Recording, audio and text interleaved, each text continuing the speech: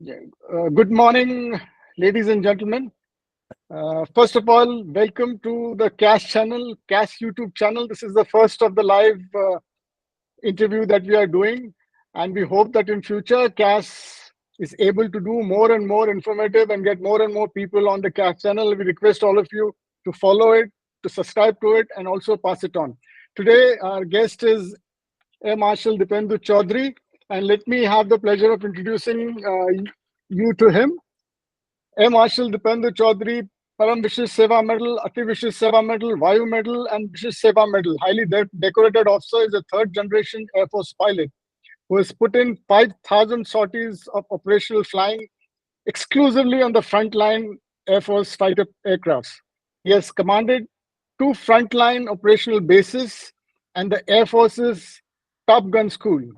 As an Air Marshal, he was SASO Senior Air Officer, Staff Officer in the Western Air Command, the largest air command in India. He has led IF contingents in three international air exercises, namely with the US, France, and UAE. Due to his vast experience in formulation of strategy and development of doctrines, he has been a member of defense talk teams with Israel and China. He retired as the Commandant of the National Defense College. Post-retirement, the Air Marshal is an active member of the academia, and he writes extensively on matters of the air power and national security.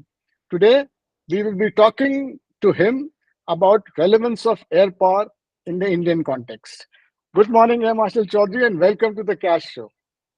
Good morning, General. It's a pleasure to be on the first ever, I think, live show of CAS, and it certainly puts me under some healthy pressure for that. No, I would say on the return that there could not have been a better person than you to come on this first edition of this show.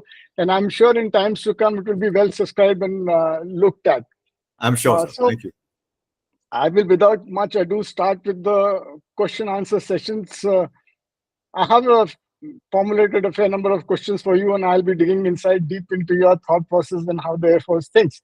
So my first question comes that what makes a country an air power? What constitutes, and does India fit into that bill? Air power, actually, when we look at it from a general term perspective, sir, it technically it constitutes all elements of aerial platforms and vehicles and other systems which constitute a nation's aviation capability. Now, this includes military aviation and civil aviation as well. But when we talk about air power per se, I think internationally the convention is that we usually mean military air power. And that's why the Indian Air Force, when we talk about air power, it tends to constitute the Indian Air Force. The other services do have their air elements as well. The Army has this aviation corps, the Navy has this naval air arm, but those are service specific. So when you talk about air power of a nation, it usually constitutes its Air Force. And our Air Force, I think it is the fourth largest Air Force in the world, and it's one of the oldest Air Forces in the world. It has sort of came to being pre-independence in way back in 1932. But what is very interesting is that in the recent years, the world, they have a directory, a military aviation directory, which has constituted a study, and it rates Indian air power from its capability and not just as mere numbers as the third most capable air force in the world in terms of ranking. I mean, the first three positions obviously go to the US and the navies, and then we come down along the way. And that it's a recognition itself that we certainly do have a air power in our country. Okay, that was a sitter. I know. I just wanted to pinprick you for that. My next question comes that now that we are sure that India constitutes the fourth largest air power, we have a mix of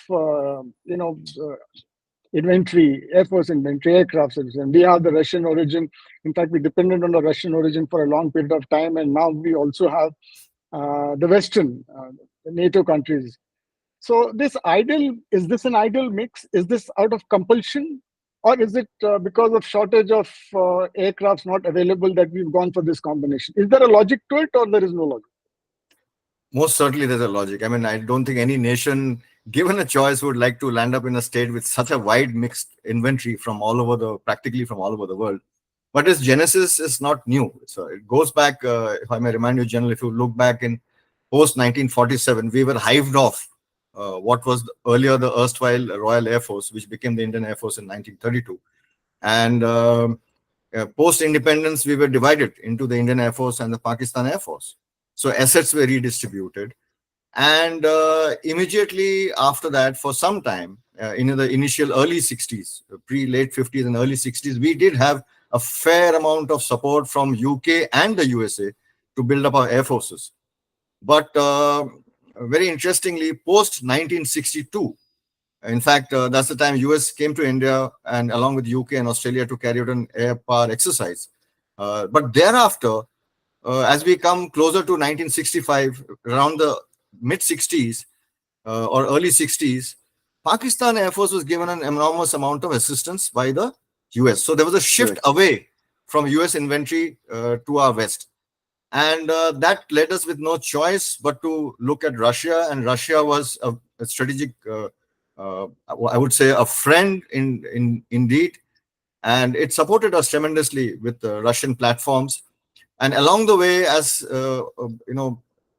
AirPA itself developed, platforms developed, we diversified into French platforms. But I must tell you this, that there have always been a compulsion of sorts, which are geopolitical, of national interests, and a mix of how much we could afford. That is the most important bottom line. So this choice, the situation we have landed up was certainly not of our own making.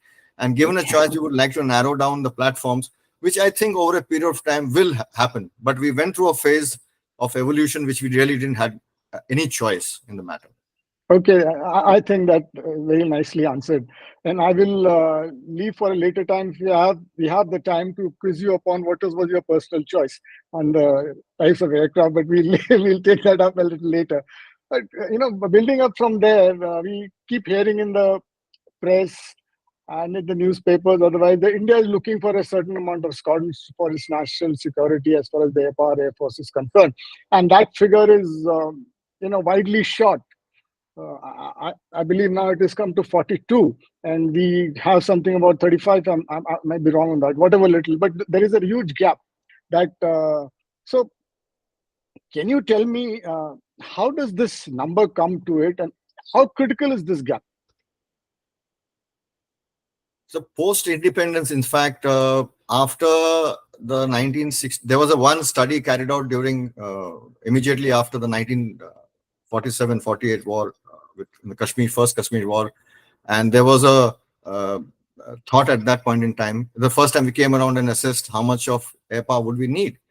But very interestingly, I must give a little background to it, that there was a Blackett committee which carried out a study uh, from UK, and they sort of constrained the Indian Air Force's growth to a tactical air force. You must remember that we were a legacy of the Brits, as I mentioned, and they kept the strategic role to themselves. That means the bombers, the more modern platforms were flown by their pilots, and it was controlled by them.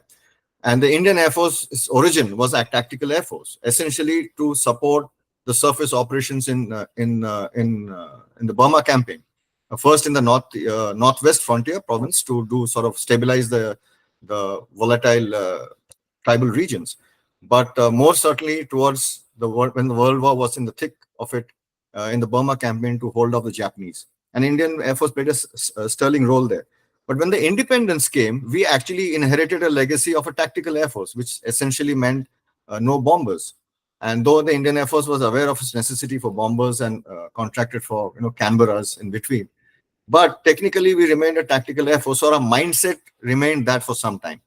But over the years, we realized the need to expand, and this reality actually hit us the most in 1962 or post 1962, when I think we made the fatal mistake of not committing our air power in the Chinese operations. And my personal feeling is, given the state of the Chinese Air Force then and our capabilities, and we had fought in Burma, we had fought in the first Kashmir war, we were a fairly experienced Air Force, and we had fair amount of capability at that time. And if we had been committed into battle in an offensive use of air power, I personally feel that the China war outcome possibly may have been different and would have actually altered the future of air power in Asia. But that notwithstanding, after the war, there was also a Tata committee which sat down, which talked about 60 squadron air, catering for Oh, the needs of, because the the first time in 62 war, the realization came that China was also an adversary.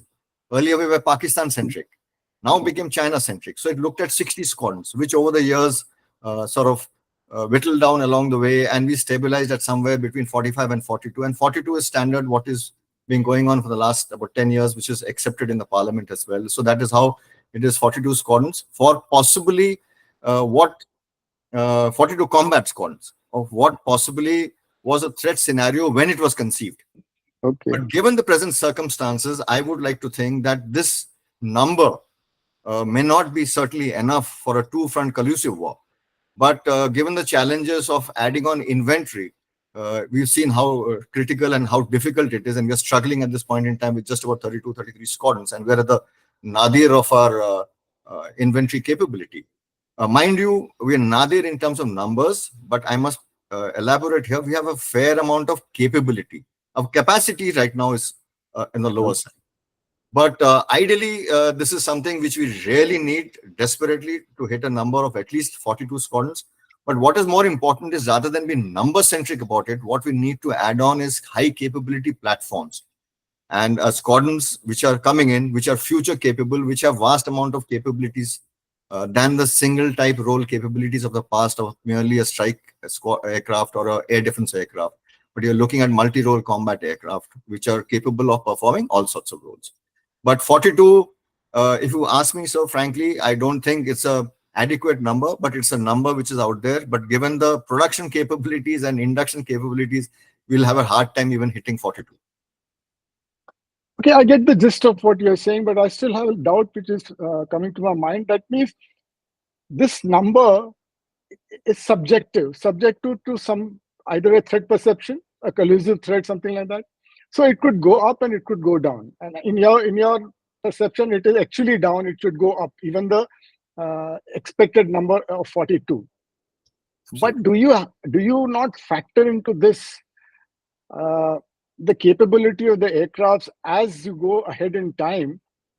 A weapon platform which is going to come up in future, probably one of them could be equivalent to two. So is that process also factored into it or not factored into it? I hope you got my question. Absolutely, sir. I must clarify here a very interesting aspect here, that unlike most of the air forces in the world and most of the air power theory and studies of the last 2 decades, I will say, post Gulf War, uh, they are Western precepts, Western studies, Western analysis, and which unfortunately has all these analysis and which has come out are from wars which has had practically no air opposition. If you look at the Gulf War onwards, there have been no air opposition at all. Look at Ukraine and Russia, very limited air opposition, which came to a grinding halt when Ukraine ran out of fighters and they're desperately trying to get inducting F-16s now. Look at Israel. It doesn't have any air opposition, can do what it wants. But in our case, we have a situation in our hands where we have two adversaries who are strategic partners, who are collusive in our air power threat, which we'll discuss probably a little later. But what is interesting is Pakistan is a near-peer air force. It's a professional air force. It's a capable air force, and it has kept current in tactics and capabilities throughout its entire years, all these years. China has evolved into one of the largest air forces in the world. It is now narrowed down to its focus of becoming a world-class air force, which is Xi Jinping's dream. And very interestingly, Mark Welsh, who was a US Air Force general about 3-4 years back, he made a comment that by 2030, the Chinese Air Force would outnumber the US Air Force. So clearly, the Chinese Air Force is still expanding. So this is something we have to bear in mind, that while if our enemies or if our adversarial situations had stabilized into a reality of a stable future, we could have managed with the lesser numbers. but not in the present circumstances, and most certainly not, in my view, in the near and the immediate future. Fair enough. Fair enough. I take you on onto the China issue that you just brought up. How does the Indian Air Force compare to the Chinese Air Force on a generic level? And on the second, that the Indian Air Force, as I understand, has a superiority in terms of fighting edge in Tibet, which is the area which is closest to China. And how do you figure China trying to bridge that gap between them and us? Because today I think we have an edge over them. So how does the equation between the Chinese Air Force and the Indian Air Force compare today, keeping in mind the Tibet Plateau or the height of it? That's an excellent question. Actually, it's very relevant to our circumstances. But while I cover this question, must give a little background to this. That the Chinese Air Force, actually the transition point was the Gulf War, which they watched very, very closely. And having seen the Gulf War and they had done extensive studies. In fact, these two colonels who came out with the book of Unrestricted Warfare, they mentioned this, that the only apple worth considering in the Gulf War, this is a typical Chinese speak, was the employment of air power by the Western coalition. And ever since China, there's been a clear shift very systematically and strategically over the next decade. In fact, 2 decades of white papers, defense white papers, lay down a very clear format of how would the Chinese Air Force need to develop and build this capacity. So systematically, the Chinese Air Force has hived away its shift of focus from the large numbers to numbers with capability. So if you see today, the Chinese Air Force is mostly 4th generation platforms and including 5th generation platforms, and is rapidly moving towards the 6th generation platform. So that is the main content. So the mainstay of the Chinese Air Force in the future will be 4.5 to 5 generations, and with a fairly large section, 6th generation plus. How has this come about? Because of a systematic focus on the Chinese aviation industry. The biggest threat to China, or the biggest concern, is obviously the Western seaboard and its Taiwan contingency, and all its focus has been there. So even the development of air power, which it has done, the PLAF, has been centered and focused towards its Western seaboard. It had ignored Tibet for a long time because the priority was there. And it has been the PLAF development in the Western seaboard has paid has paid very excellent dividends for them, because it has enabled the PLAF and the plan together have managed to push the US forces out of the first island chain. I mean, they have regained control over the first island chain and striving to do that for the second island chain. But I think Galwan, I beg your pardon, Doklam and Galwan were both the tipping points for them, and they realized that the rate and speed at which the Indian Air Force spun up, deployed its forces, and commenced operations, and we do that very efficiently and quickly, the Indian Air Force, because of naturally the threat perception which we have had all these years. So the rate at which we spun up and we came into play actually concerned the Chinese a lot. And then they noticed this capability. And if we really analyze it deeply, we'll realize that the air power employment which we had done, and since, like you mentioned very rightly, we have the advantage of operating from lower altitude bases and a large number of dispersed bases, and we have a second tier bases, depth bases to launch our missions from as well. The high altitude operating or firefighting capability of the Indian Air Force is much more effective and capable at the present vis-a-vis the Chinese, who are restricted to the high altitudes. Second factor is the Chinese Air Force, or the PLAF. Its offensive air power capability is very limited presently. It's sort of substituted or compensated for this lack by extensive use of the rocket force in this region. But clearly, the Chinese have seen this disadvantage, have been concerned about it, and has factored it into a strategic matrix. Because now look at the pace at which there is a rapid development going on in Tibet in terms of infrastructure, deployment of forces, and increasing air operations. So in the future, it will certainly be a much more tricky situation, because this margin of advantage which we have, which I like to call, and in all my writings I say, is an asymmetric advantage in our deterrence capability. This asymmetric advantage is rapidly reducing because of our reduced numbers and reduced capabilities, which if we don't sort of give it a shot in the arm in a hurry, we'll reach a stage where Chinese Air Force will be able to prevail over our Air Force's capability, which means we will have to be fighting a defensive battle all the way through. And that is a serious concern for all operations in the continental domain. Okay, that seems pretty serious to me. And I have another question, and that question emerges from this generation of aircraft that you're talking about. I have two questions on that. One is, of course, it will be nice if you introduce our audience to these various generation aircrafts, and we keep talking about the fifth generation fighter, and we are struggling for it, and the US has it, the Chinese have it in J-20. And the second question is, if the generation of aircrafts are going to go like this, would there be a chance that the Chinese would bridge this asymmetrical gap primarily based on a development in their generational aircraft? Yeah, one is a generic concept of generations of aircraft going on, which is a standard definition. Could there be terrain specific also?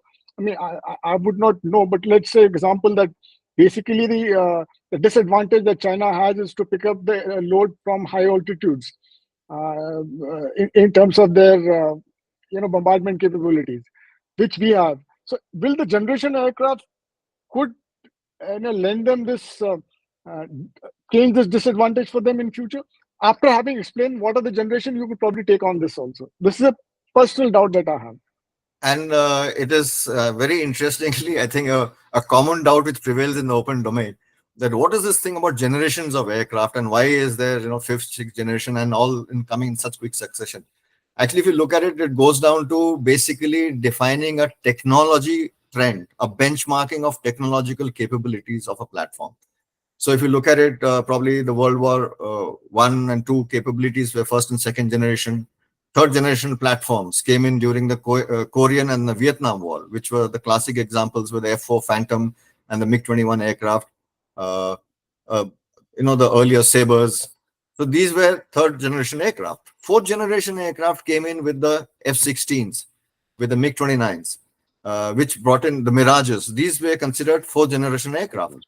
So if you see in each of these, they have been defining elements. That means in the first and second generation aircraft were limited to guns, air-to-air guns only as weapons. It could carry bombs and rockets, but for its self-defense and air defense roles, it had only limited to guns.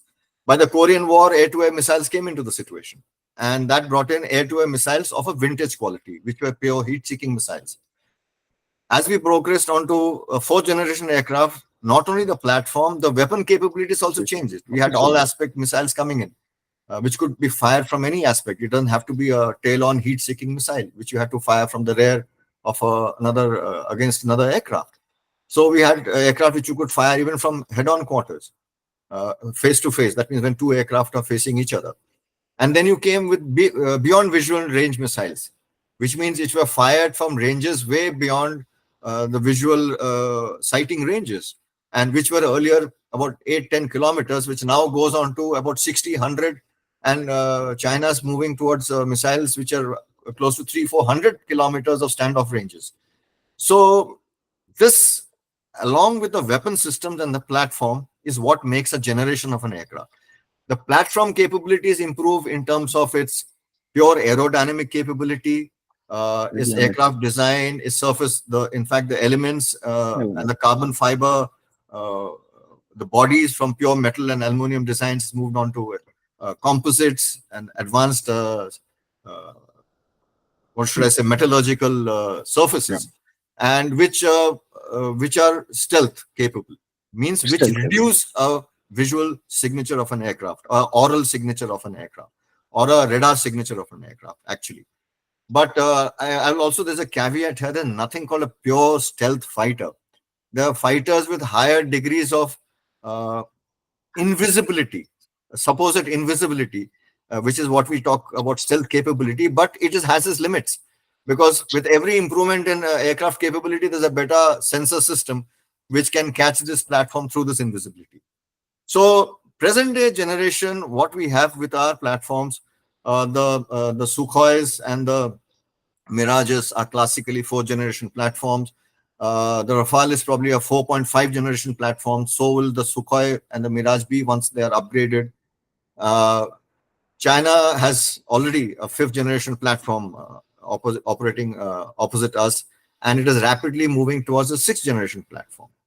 Our fifth generation platform, which we are striving for, is the AMCA, and the AMCA is a long time away. Unfortunately for us, why this to If add you to can our only, if you can only, say what is the full form of AMCA? so okay, so advanced medium Advanced, yeah, combat aircraft. So it is basically the Indian version the, of the the fifth generation fifth platform. generation. But if you'll notice, the US fifth generation platforms are the F-22 and the F-35, and it is working on its NG-80, the new generation air dominance fighter, which is the sixth generation Fifth US generation. platform. So is China racing ahead with the sixth generation platform. And the tragedy is, by the time we can strive to start inducting fifth generation platforms into our Air Force inventory, it is a minimum of 10 years plus away.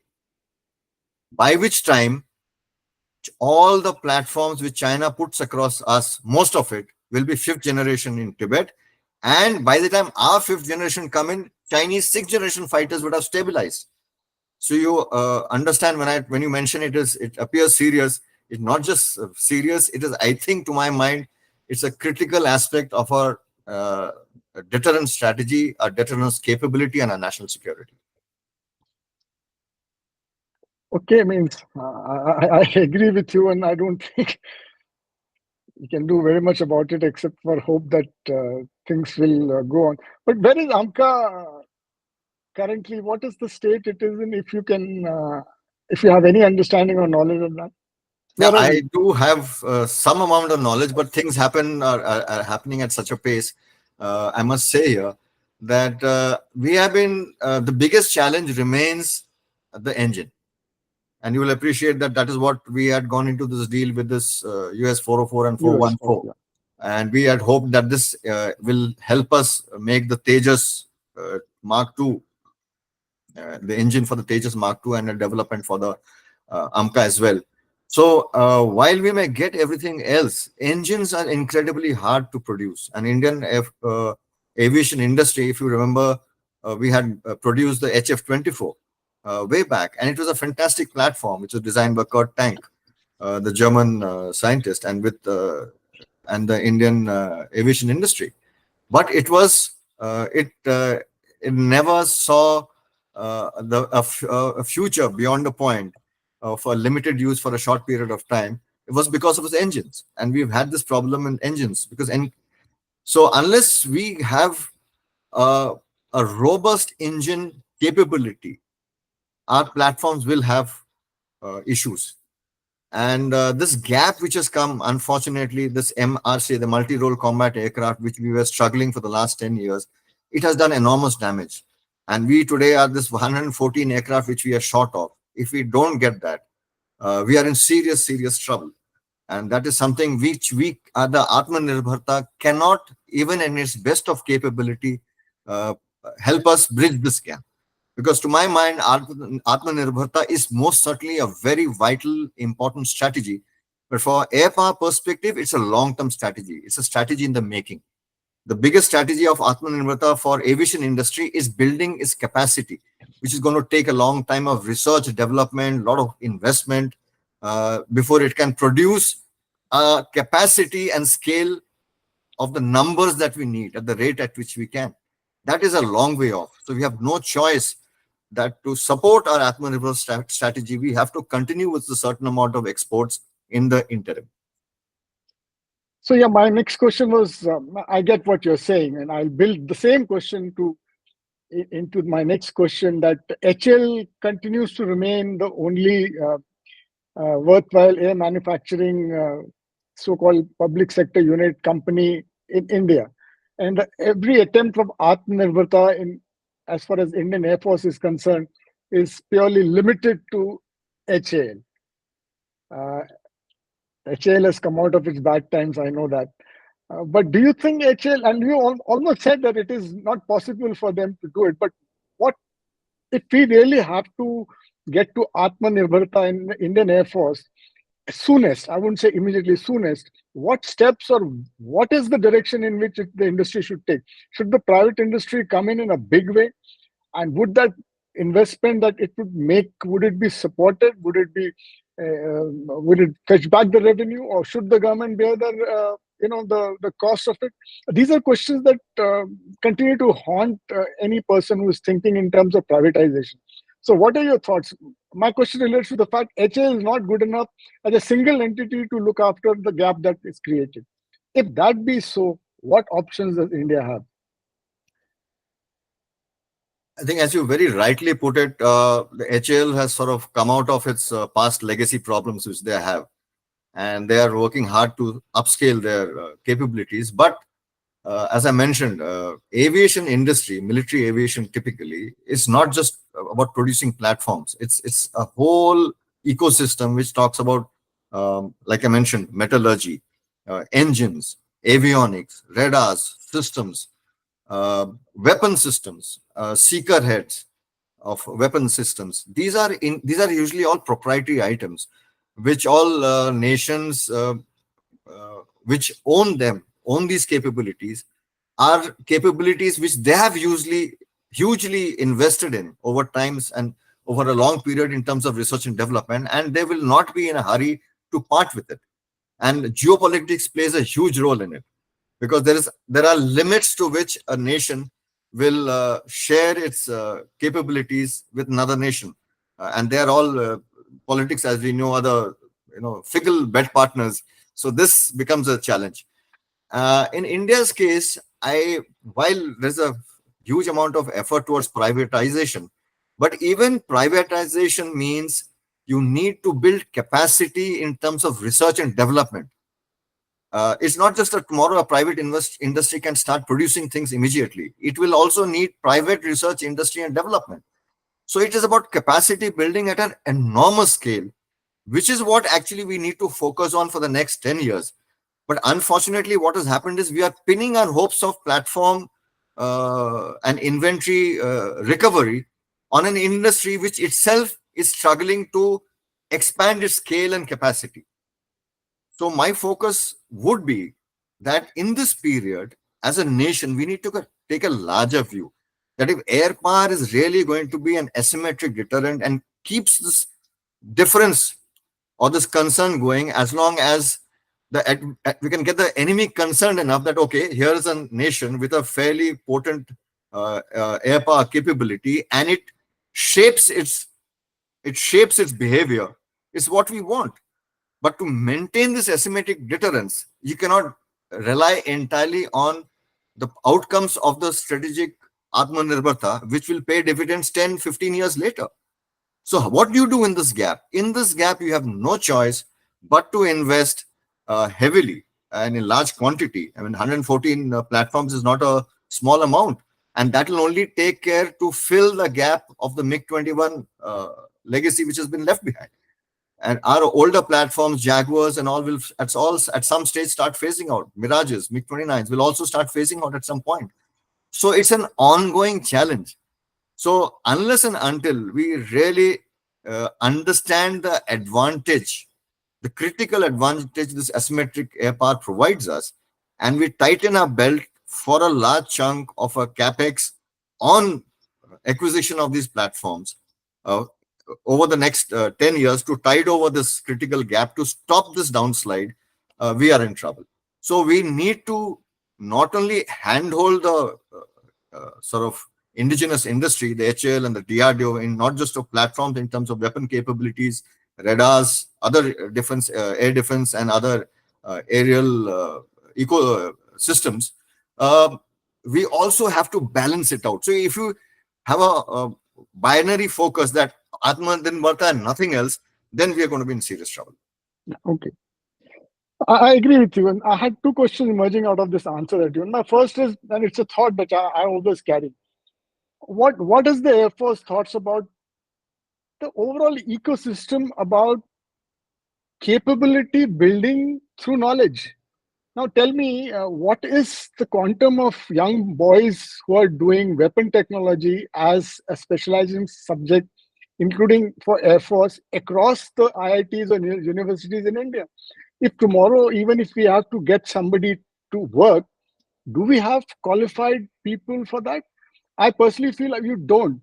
But has the Air Force taken any initiative towards that? Worked with the IITs to kind of give incentives to young people to come into the niche territory? This is cutting edge technology as far as the world is concerned, weapons technology. And for getting somebody inside, he has to have a support of either a corporate or the government. So, how does this ecosystem building up? Is there any thought to that? Oh, there is sort of realization on this, and it is something which the Indian Air Force has been savvy about for fair amount of time. And it has been, if you remember, uh, the Indian Air Force regularly sends its engineers to IITs to do their post graduation and uh, advanced studies. But that is not enough. Like you mentioned, you need the larger amount of youth to be involved in this. And I think it is not just the Indian Air Force. There's been a realization across all the services today. So there's a huge amount of engagement which has increased. Uh, it's taken a long time to get there, but you will appreciate. Like I'll give you an example. The United States has something called the DARPA, which is the equivalent of DRDO, an earlier equivalent of DRDO, which focuses on cutting edge technology. But what it does is it engages with the US academia Okay. in a big way. Yes. And so what it does is build the labs, invest money in labs in universities, in colleges, in academia, and fosters this greater research and development. In our case, that was not so. Our focus was only on the defense industries and defense PSUs for research and development. But today there's a greater realization for that. But you need deep pockets to start a large scale research and developmental base. And research and developmental base, like I said, are long term investments. So there are a great amount of realization and hand holding with civilian academia, with the aviation industry across the board, in both in the private and the public sector. And but it will still need to be encouraged in a much more aggressive fashion. I find it is pretty heartwarming when when I engage with a lot of the strategic think tanks, and I find there are a huge amount of youngsters today who are so aware of strategic perspectives of our national security and international security. We need a similar kind of thought and engagement at a level, at an academic level, for which is technology focused, which will meet our future requirements. And for itself, the Air Force also has done a lot of introspection and expanded on what we call that are making our air warriors truly scholar warriors as well, in the truest sense. And the present chief had given it a huge amount of push. And we have something, the new program, something called the Warfare and Aerospace Strategy Program, which has undergone its third iteration. For the last 3 years, we've had them, where we look at fostering critical thinking amongst our younger generation. And the best part is, I think today with technology having opened out, with the information technology available at everyone's hand, I think this holding and engagement will increase at a much more rapid race and an accelerated pace than what you and me have been used to over the years. I'm very glad to hear that. Throughout my career, I've been most worried about this particular aspect. I'm sure it will pick up. So I will now take you on to an entirely different field, and that is space, a new dimension. The last frontier, as they say. So, as you know, space is the new frontier, and most militaries in the world are looking at space, which they say is going to be the future battlefield in the world. India, one has been hearing about Space Command, and it's coming. Yet nothing seems to be known in the public domain. So, would you be able to give us some insight as to where we are? We are thinking, obviously, I'm sure. What are we thinking, and how long will it take for us to really make a difference or come to the levels where rest of the countries are so-called adversaries? Uh, at the outset, I'll clarify one aspect. So that is, space is a domain which India for long uh, adhered to the fact that space was only for peaceful uses. And when we talk about militarization of space, it is no longer a future possibility. It's already a reality. Happened, yeah. Space has already been militarized.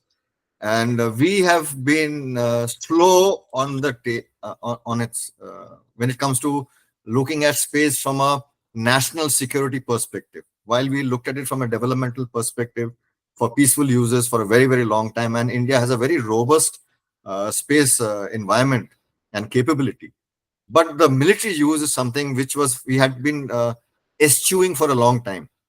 But today, I think, without stating it so, but from most of the narratives that you get in our strategic domain, in all the writings, I think there's a clear realization that there's a near, what should I say, a neo realpolitik approach which India has towards space.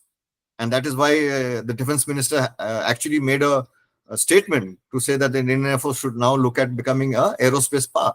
Now, coming from a defense minister specifically for a service uh, means that the political leadership has thought about it for a long time. In the Shangri-La dialogues, Dialogue. the prime minister had said, and this is many years back, I think 2018, when he said that India's airways, seaways, and spaceways must be free for common use. And that is the first time I think an Indian prime minister has ever factored in space and air in the same breath in an international forum. And that actually is the heart of the Saga strategy, the seas and growth for all in the region. But Indian Air Force has looked at space from a very different perspective, because typically, like most of the air forces in the world, lot of its capabilities are space dependent.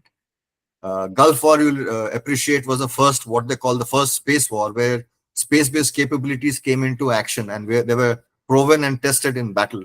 The Indian Air Force uses space for meteorology, navigation, PNT, communications, targeting. I mean, it's immense.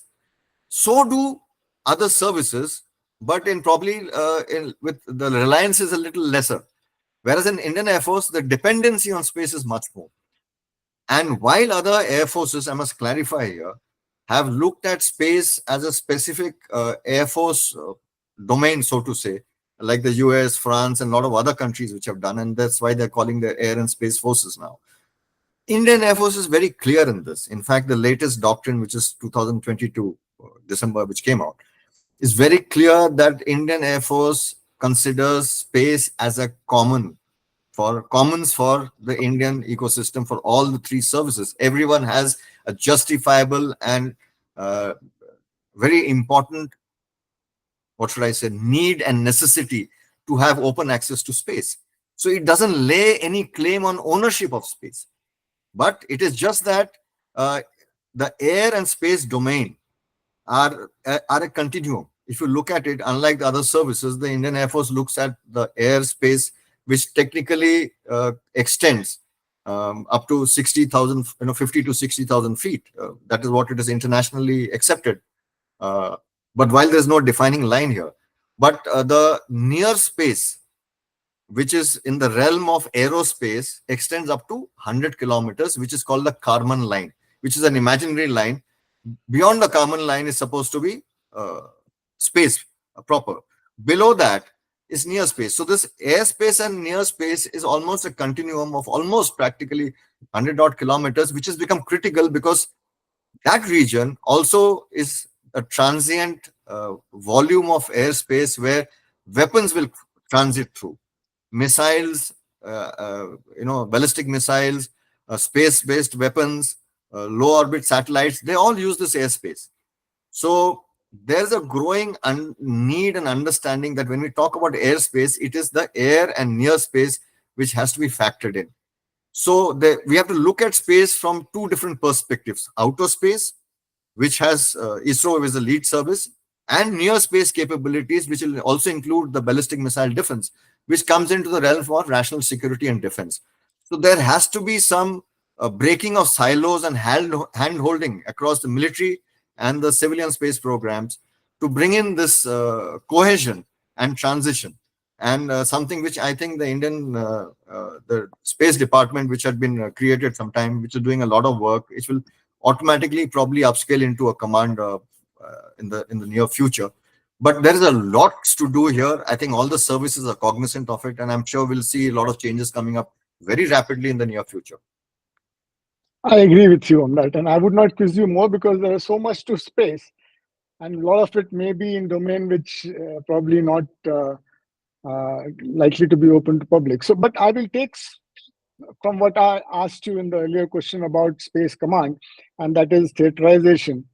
And you didn't mention anything on that, but it is a common belief that the theaterization of Indian military is being said that it will take place for a long time, but haven't really shaped up the way people would have, or maybe the Kargil committee report, all of the reports would have wanted. And it is believed. I mean, it's not its perception. Be wrong that the Air Force has some role to play in it because of some observation or objections they had.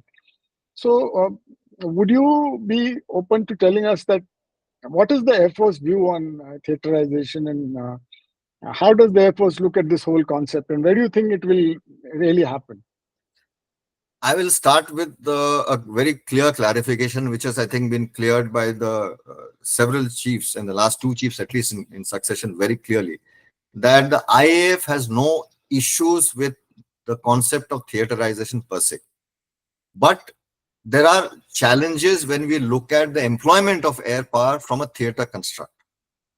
Theaterization construct, as it is known in the world over, is something which the US and the World War II created, where there were different. The World War was fought in actually different theaters: the Theaters. Pacific, the Asian theater, the European theater, the North African theater. So, which necessitated they were all different continents and different continental land and maritime spaces, which necessitated actually independent militaries practically to fight in these in areas. And these militaries would obviously have its own land, sea, and air forces committed to it.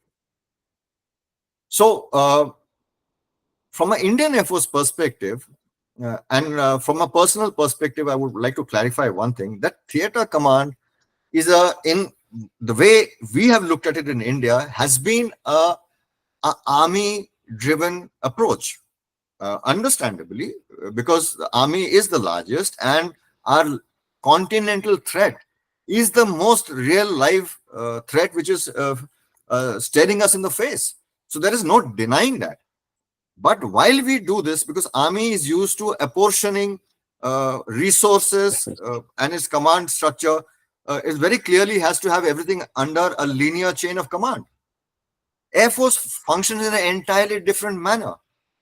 Air Force functions what we call about centralized planning and decentralized operations, where while the resources are spread out in separate commands, which, mind you, have been were created to support the army commands.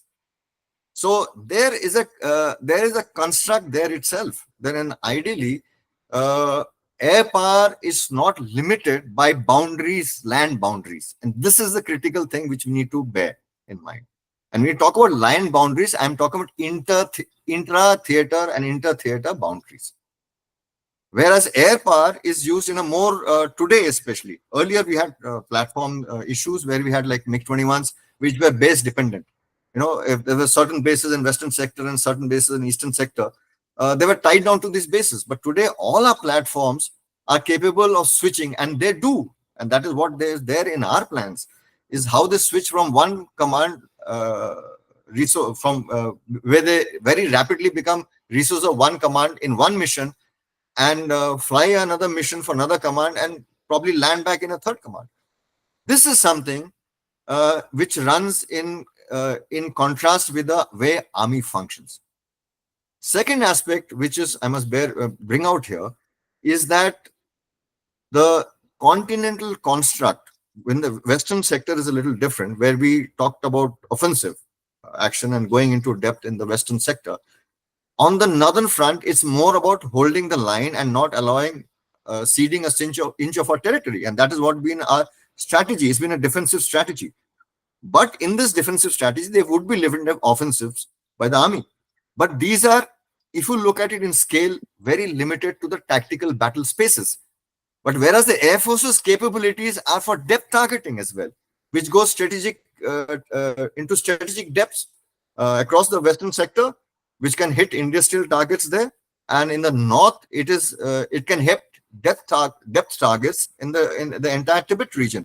So offensive use of air power comes in sort of a constraint and clash in a defensive oriented thinking from a theater perspective.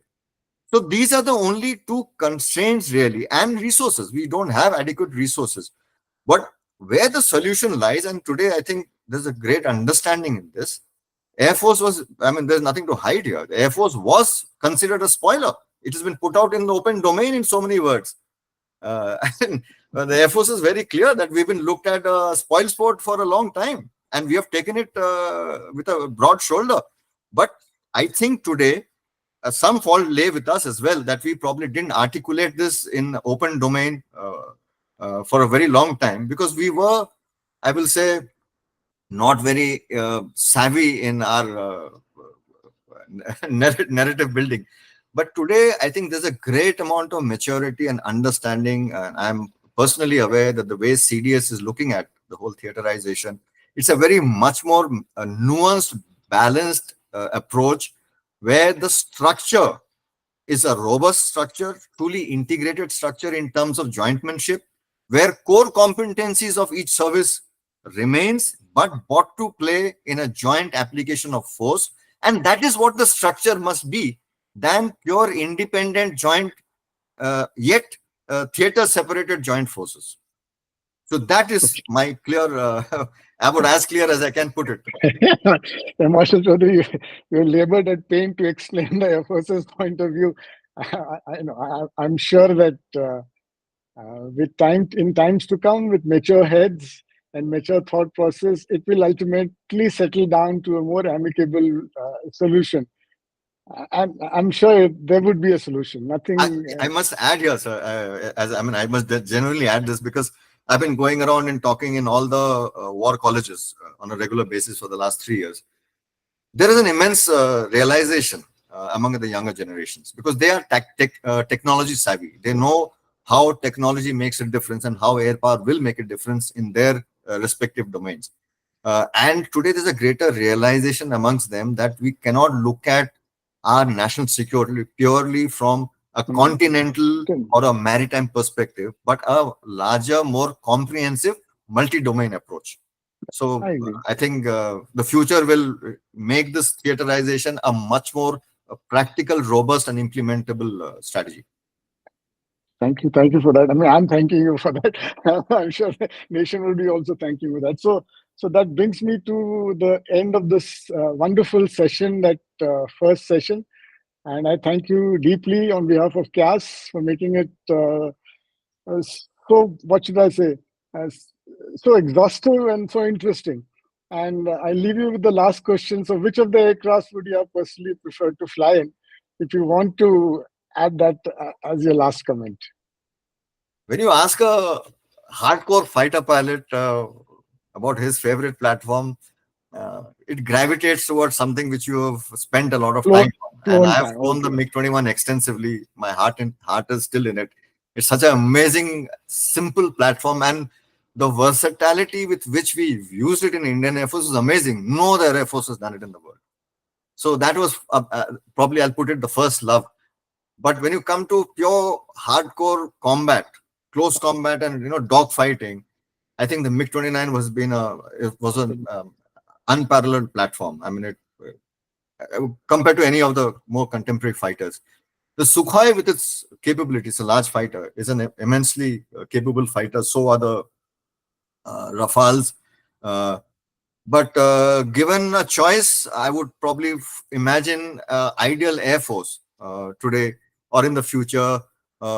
comprising of more a huge section of upgraded Sukhois, because that will be the mainstay platform, Yeah. and future versions of the Sukhoi, or a replacement of that kind, as well as a platform like the Rafale. It makes, I Rafale. think, immense strategic sense to have To two have both. separate platforms, I both with agree. countries which have fairly robust, long strategic ties, and which we are not at the mercy, at the fickle mercy of changing geopolitics, where these things are constrained by by some of the nations which are today producing this advanced platform. So I think these two platforms and developing on them, obviously, and most obviously, a huge future of Tejas and its future variants, uh, Tejas, the Amka, so that the dependency on external platform reduces, and we have Reduces. increasingly a mainstay